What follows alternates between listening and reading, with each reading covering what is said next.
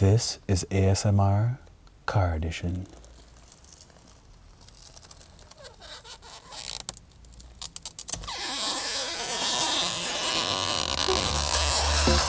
What is up, internet world, and welcome back to the channel. Today I bring you the 2023 Honda CRV.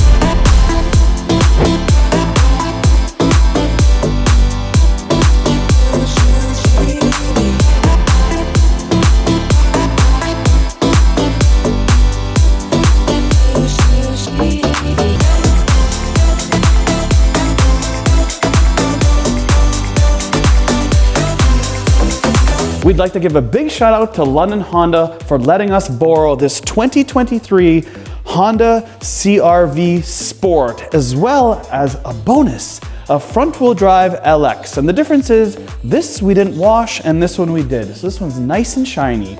But in all seriousness, London, Ontario is our hometown, and it's famous for two things. Number one, Western University. And the second one is a landlord that just likes to buy buildings and leave them vacant. So we've got a lot of comments recently on how expensive things have become, and our channel is mainly focused on high-end, expensive cars that we also can't afford. So we're kind of pivoting a little bit, and we're going to focus on this CRV as opposed to this. In the past, I would always say, let's just get the most expensive one we can get our hands on, but not anymore. We are going to focus a little bit more on affordability, and that's where this Honda CRV LX front-wheel drive comes into play. So our focus is this today, not so much this, but I still want to show you guys what the differences are and if you want to spend the difference. Because this thing has a starting price of $34,790 as equipped, plus $300 in a fancy paint, which is black. And then this guy, which is $41,190, and this is all-wheel drive by a fancy sticker on the back, as well as has a lot of black pieces, and we'll get into it. So here in Canada, here's how the trim levels go. You can get the LX two-wheel drive, the LX four-wheel drive, the Sport, the EXL, and then the Touring Hybrid, which is different than these guys in terms of engine. Then in the US, you can get EX, EXL, Sport, and Sport Touring, which is the top. But you can get the hybrid in two different trim levels in the US, but in Canada you can only get them in one. Now the engines on these guys are the 1.5 liter, you heard me right. Hold on a second, let me show you this. This is 1.89 liters. This is a 1.5 liter turbocharged engine that makes 190 horsepower and 179 pound-feet of torque. So when I drink all this water, I'll make more power, is what you're saying. Let's put this puppy in S for Sporty Sport. Foot to the ground, and let's go.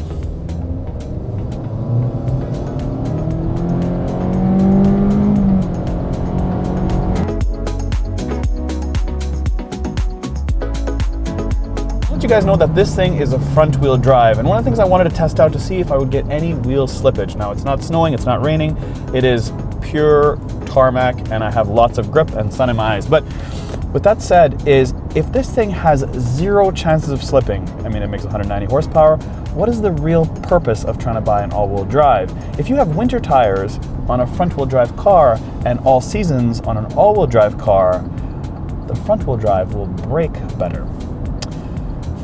So do you buy a front-wheel drive or do you buy an all-wheel drive? That is always the question. And in Canada, we'll always say buy all-wheel drive because it does make a difference to for sure get up your driveway if you have winter tires on an all-wheel drive car. But if you have all seasons and you don't want to spend the money, then maybe, just maybe, a front-wheel drive will do the job. Now, as far as the CRV goes, the vehicle itself it's got really good suspension. When I go over bumps, it doesn't feel like it's getting pushed around. Visibility is excellent. There's barely, if any, blind spots, maybe all the way back in that corner. When you see on the outside, there's that big panel. Well, hey, it's got to have some paneling somewhere. But I would say that there's nothing that would cause me any concern. The seats are supportive, but I mean, nobody's buying this thing to drive fast. Decent seats, kind of basic economy, kind of what I'm expecting. Steering is excellent. I would say that it's on par with most of its competitors. It is better than the Escape, almost the same as the Kia, close to the Hyundai. I would say Kia and this are probably bang on in terms of how they handle. You point and it goes. The Kia seems a little bit more direct. This is a little bit sloppier, if that makes any sense. But again, as I said, people aren't buying these things to drive hard around corners. good. Handles pretty good. Suspension is excellent.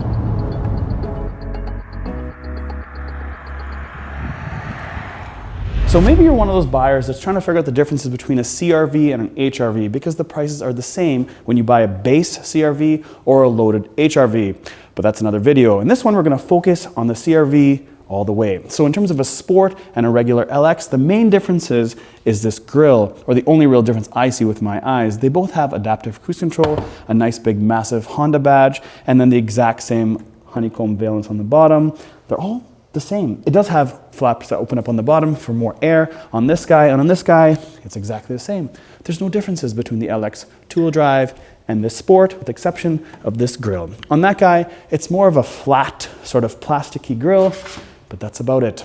In terms of overall design language, I like what Honda has done here. It's just clean, it stands up high, it's got this boss look in this specific case because of course the gloss black on the front. They have this bar that cuts across that makes the DRLs nice and sharp. Maybe in the future with the new CRV EV or EV CRV, this will be all lit up like the lightning. But overall, they've done a really good job with it. I'm happy. I will say it is better looking in my opinion than the last generation. It's just more modernized and they've done a good job considering that on the base car, you get LED standard. Wow!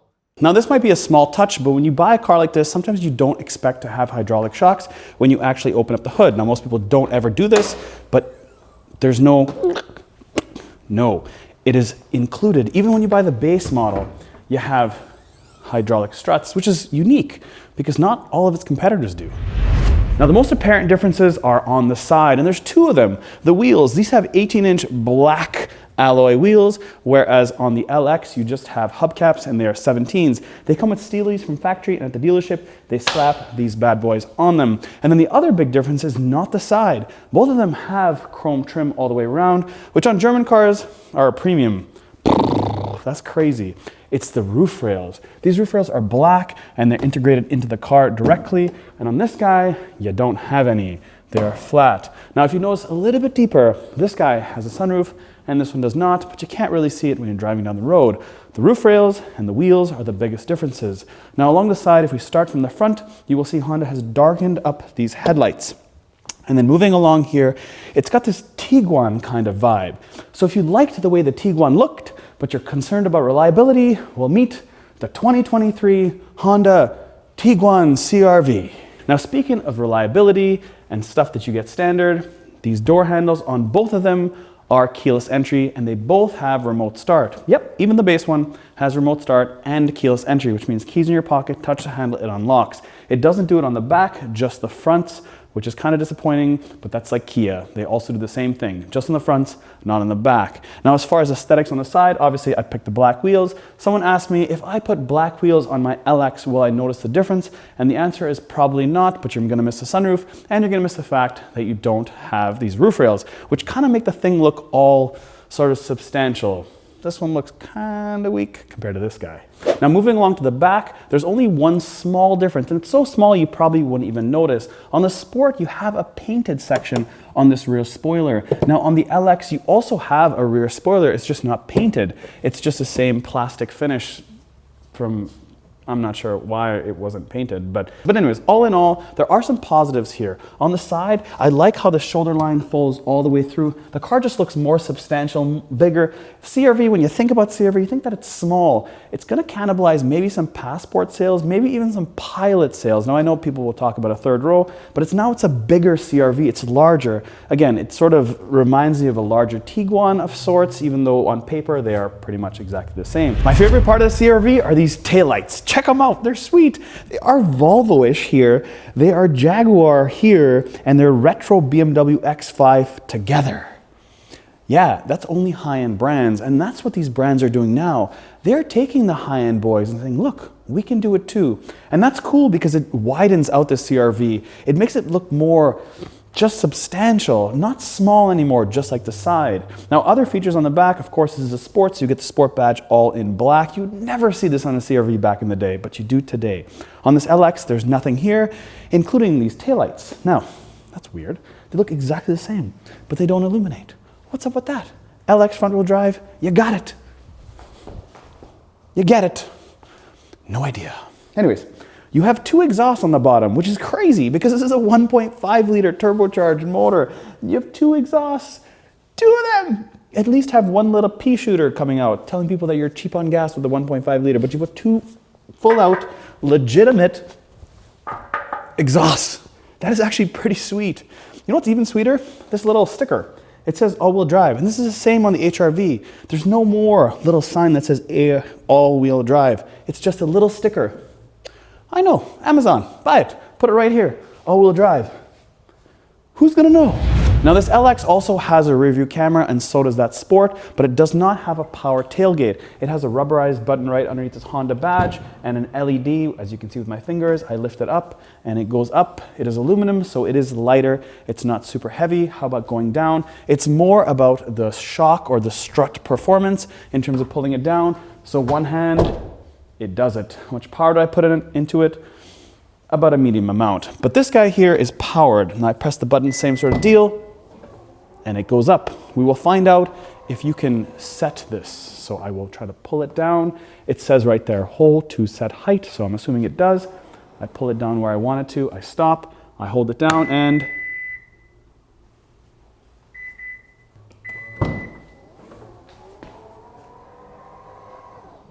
perfect. Now what I will say, I'm really impressed with the overall entry space. To get in this thing is like completely open from top to bottom. It's pretty much a vertical cutout here. Nice to see. How much room do we have in terms of width? We've got 42 inches wide, and in terms of height from the base floor, you have 37.5. Now they've added 3 extra cubic feet from the last generation, so it's bigger. We live in a world where we always want improvement. If people don't hear that this is larger than the old model, you know what they'll say? It's not larger than the old model. That means it's not good. And that's crazy to think, because in like 20 years, this thing's gonna be as big as a Suburban, which is so annoying. Keep it at the same size. I don't care about the 3 square feet, just keep it smaller. Why do we always have to get bigger? Like, how much stuff do you guys have? Sell your crap. And what's not poo-poo is the fact that they have a spare tire, a full-size spare tire. Now it is a Kenda, and it says spare tire right on it, so if you are embarrassed to drive around with that thing, you should actually fix your rim and tire. And they have it insulated all the way through now, like they have not in the past. And it has a dual level load floor.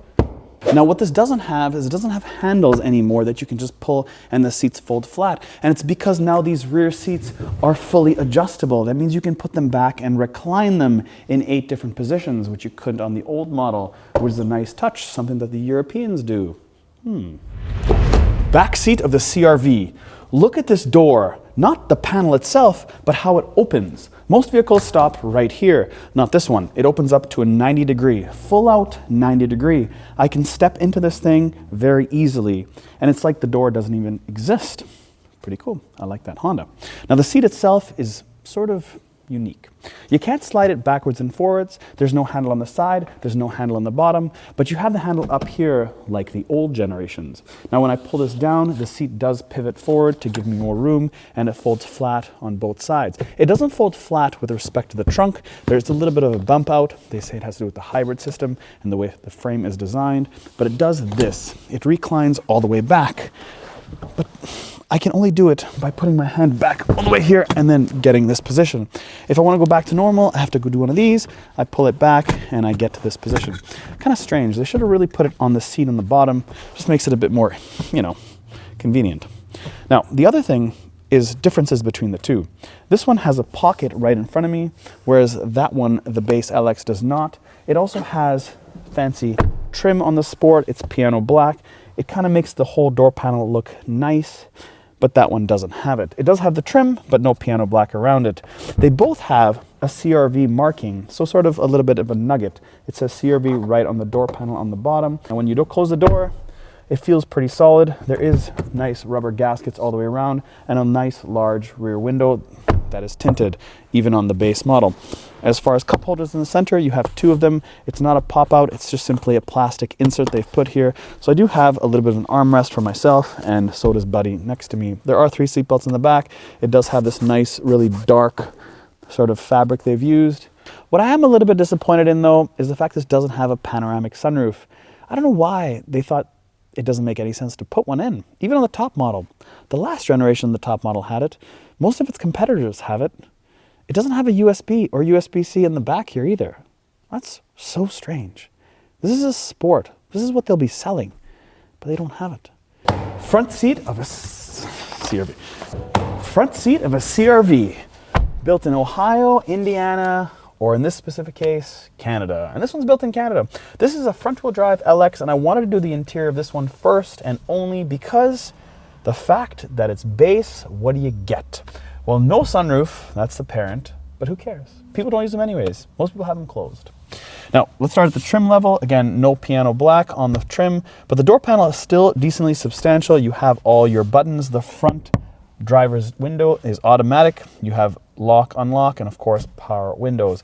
You don't have, on the seat side, a driver's power seat. It is manual. I pull it up, it pumps up just like a Volkswagen. Push down, it goes lower. I can slide it backwards and forwards, and of course, I can move this back. There is no lumbar support for me as a driver, whereas on the Sport, you have full power seat and lumbar. And on the left side and continuing through the dash, people say that it has a Civic dash, but the only thing that it really has is this trim, this hexagonal trim they've used all the way across on the venting to make it look uniform and all the way down. And that's across most of all the Honda products, starting with the Civic. Now underneath it does have heated front windshield, which is cool, the fact that it has that. It also has a new adaptation with their wipers. The actual sprayer is on the wiper itself now and not elsewhere. Underneath that you have your stability program and nothing else because it does not have power tailgate. On the Sport, you do have power tailgate and the button is there. You hit it and the power tailgate opens up. The steering wheel is full rubberized, as I mentioned. It is not leather like the Sport. It does have skipping your songs, your volume controls, your source, voice control, and then your cruise control buttons on the right. It feels decent. Still feels fairly economy. I think they should have just added a leather steering wheel on the base model for Canada. Remember, they have dropped the LX model in the US because nobody really bought them. They don't make them anymore. They just make an EX. And in Canada, the LX model has a bit more trim than the US product. Now you have tilt and telescopic steering wheel, and to the right of it you have your engine start and stop. Now moving to the center console, it does have a 7-inch touchscreen. You have to plug it in to get those features. It does have obviously phone, radio, media, and connect, which is a nice quick button you can hit to connect your device. It does have standard little rotary knobs. Again, I like the way this is done. This is similar to the Nissan Z reviewed. Again, not the greatest system, but not the worst system either. If you get the 9-inch, then you have wireless CarPlay and Android Auto. Moving below, you have, again, as I mentioned, these Honda Civic style sort of vents that follow all the way through. Again, nice piece, 2023. I like that Honda. Underneath it, you have the same sort of deal with Civic. HVAC control buttons, very big, very easy to use. You can't mistake them for anything else. This does have heated seats, 3 increments left and right. And underneath that you have USB and USB-C and a cigarette volt that gets 180 watts max. Now it does not have wireless charging. You can get wireless charging on the higher trims, but on this base model it does not have wireless charging, which I wish they did have. Now there's a whole bunch of complaints online why it doesn't have it, but hey, it is the way it is. And to the left of that you have your drive modes, normal, econ, and snow. And that's why I know this S is for sport and not snow, because this has simulated CVT gears. This is not a natural transmission that has Tiptronic. It is a CVT transmission that changes the ratios to make it smoother. But this does have simulated gears that you select when you hit S. Now underneath it you have your start and stop and your hill descent, and then of course the electronic parking brake along with your brake hold. And in terms of your cup holders, let's see what you can fit. Here's a Gatorade bottle. It fits right in. It's a little bit loose, but it fits. And on this side, how about a Tim Hortons cup? Fits right in, pretty snug on both sides. There's no difference in size, but they fit in there pretty well. Now this thing's probably supposed to be in the door because you've got a lot of room. In this driver's door, I can probably fit, I can fit one really snug and one has enough space to fit about 1.5 of them. And then there's a center armrest. It doesn't slide backwards and forwards, but it is fairly large and fairly deep. Again, there is no USB-Cs or USBs in the glove box. There's just two, a USB and USB-C. So in this whole vehicle in 2023, Honda decides to put only 2 ports. That's just so strange. Am I the only one? So there's not too much to complain about on this base CRV. There's not tons of plastic, which is kind of nice. It has this little tiny small layer of softness to it. So it's kind of wiping away some of that cheap feeling. The HVAC controls again is from the Civic, and I told you that trim is from the Civic. So it's a nice kind of modern feel. When I first got in the Civic, I was like, they did a nice job. They touched us up, and this is the same kind of vibe. Some people do complain about the fact that it's not full digital, but again, base car, right side is speedometer, left side is tach, and that's digital. It is a bit disappointing that they don't have Apple CarPlay at this level and wireless charging. I mean, come on, we need that stuff.